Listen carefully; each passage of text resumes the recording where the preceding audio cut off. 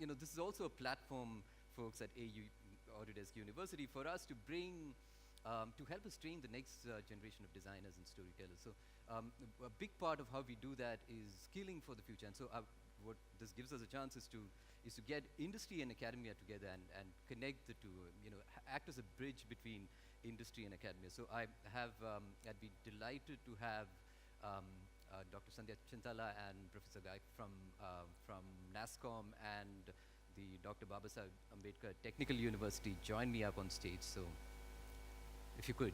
Ladies and gentlemen, please put your hands together for Dr. Sandhya Chintala, VP NASSCOM, ex-director, IT Sector Skills Council, and Professor Dr. VG Gaikar, FNAE, FMASc, MIICHE, FMOTAI, to talk about the industry and academics partnership with Autodesk.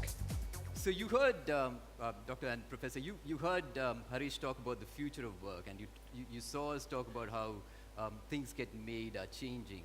And we talked about the era of automation. So when you talk about this, usually what you hear is really, automation, jobs going away.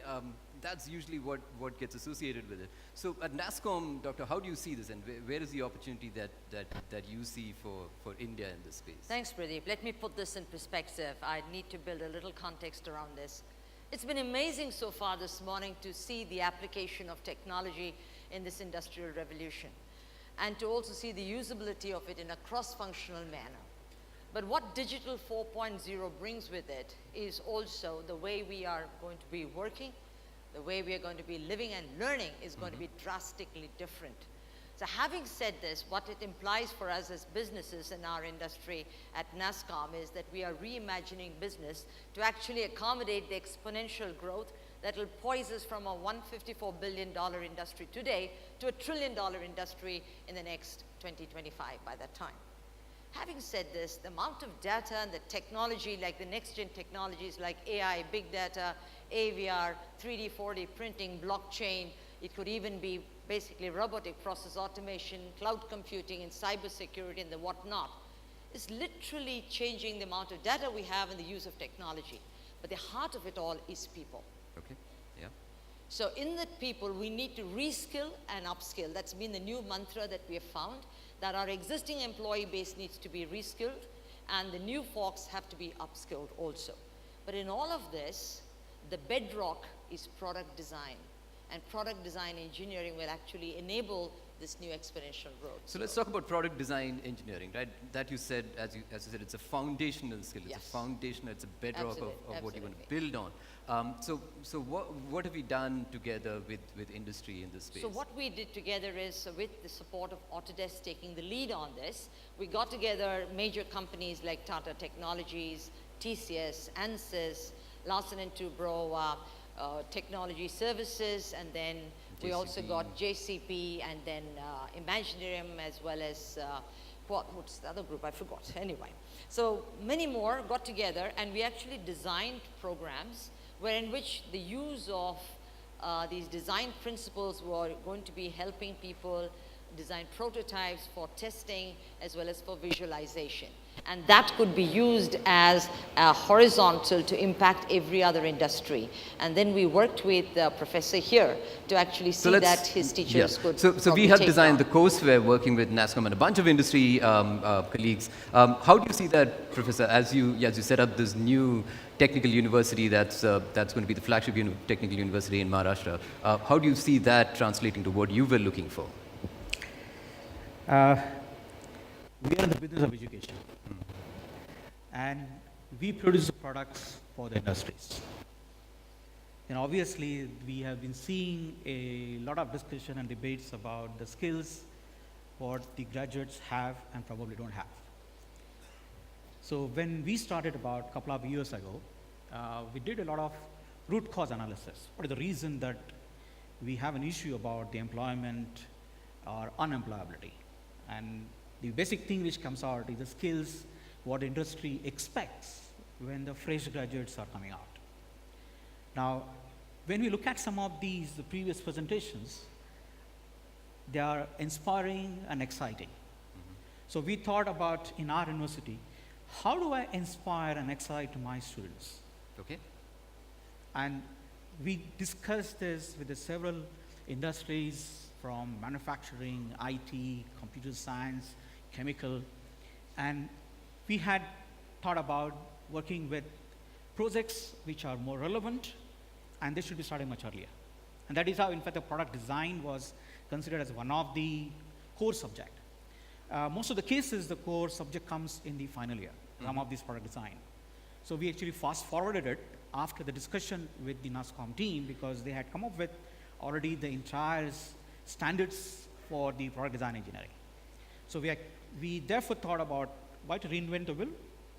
Somebody has done already the job, and they're experts already in the field what they're looking for. So why you cannot take up and incorporate in our mechanical engineering discipline as a core subject, but it is also made optional for all other engineering disciplines. So what is necessary now along with this in the process is to build a cooperative approach, so that when the students go out, they go out with skills which they already have what the industry is looking for. And I'm sure that some of you probably must be thinking, I wish I had a similar exposure when I was in the school. When I was in school, right? Yes. Right? So that is what we are trying to do now. So that's the holy grail that we're looking for, right? Industry demands a certain skill, and academia, gets people skilled with those precise ones into industry. And it's something that, it's a constant evolving process, and we were happy to be part of that process. So this is an announcement that we'll be making today, folks. The Dr. Babasaheb Ambedkar Technical University has adopted the product design engineer course that's been put together by NASSCOM in association with the industry. Autodesk is a big part of how we're doing that. Skilling people on Inventor, Fusion, all of that good stuff. We're making the announcement. You said everybody, it's a mandatory course in the second year, if I remember right. Exactly. Right? In fact, we are really scaling up the technical education in Maharashtra. This is now the technical university of the state. And in the next 5 years period, we expect all 600 plus engineering, pharmacy, and architecture colleges to join us. In Maharashtra, right? In Maharashtra. We already have crossed within just 2 years 100 colleges. They're optional. Right. We're not forcing anyone to join us directly. Okay. It is all optional.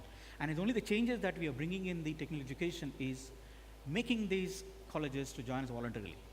So we expect in about 5 years, at least 6 lakh students to be working with us. So 600,000 students skilled on this course that NASSCOM put together in partnership with the industry. So one of the beauties of this is, Pradeep, that this is a standard, it's a transnational one.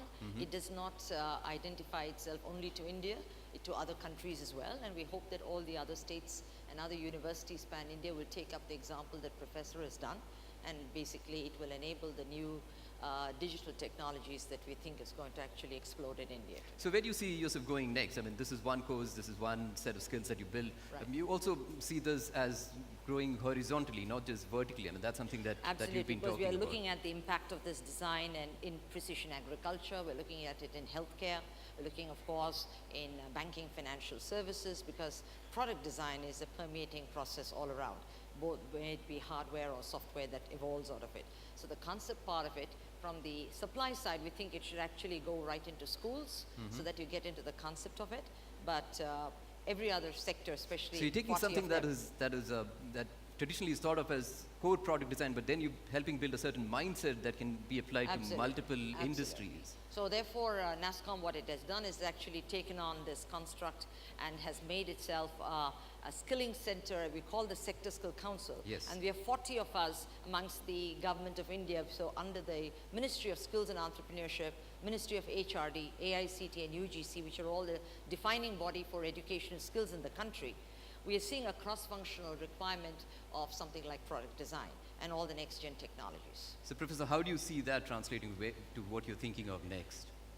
In fact, what we believe is the product design engineering is going to be a precursor for our next activity. It's going to be driving the students to entrepreneurship. We want the products what they build, maybe as a part of their final project, but maybe even on their own. Something which they can build, take it to the actual implementation, not just design on the computers, but actually implement it. Look at the other other issues which are related to businesses, including the cost of it, affordability, durability, and eventually who is going to use it. And so you see this sparking a shift from people into this whole area of entrepreneurship. You're saying, designing for other people to building products that they... In fact, that is where we are right now taking the university. Okay. The universities, even not just the Dr. Babasaheb Ambedkar Technology University, but also all state universities are now being asked to take up startup policy. And each university is now supported by the government as well to go for new products which are required for the local industries, for the society, because ultimately what we're looking for is an economy building up with these products which are coming out. So here's a vision that the professor talks about, right? You're taking students from being job seekers to actually job creators, right? Precisely. That's fantastic. So thank you both of you for sharing the stage with us, giving us a vision of where we're going. Thank you once again. Thank you so much. Thank you, Professor. Thank you. Thank you, Professor. Yeah. Awesome.